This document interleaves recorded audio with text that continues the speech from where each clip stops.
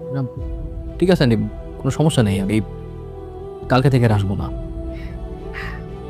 আচ্ছা ঠিক আছে বাবা, নাস্তা করো।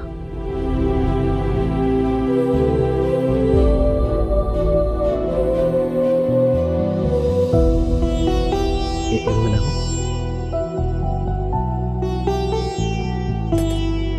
এলো।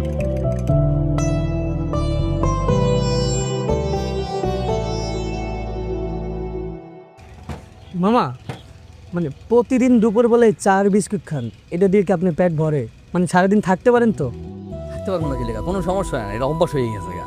আপনার ঘর তো কাছে, আপনি তো চাইলে ঘরে যেও খেতে পারেন। কার ঘর? মানুষের ঘর বাড়ি এমন হওয়া লাগে যে ঘরে গেলে শান্তি পাওয়া যায়, আর ভার্সিটি এমন হওয়া লাগে যে ভার্সিটিতে গেলে পড়াশোনা করে আনন্দ পাওয়া যায়। আমার কপালে কোনো কিছুই নাই।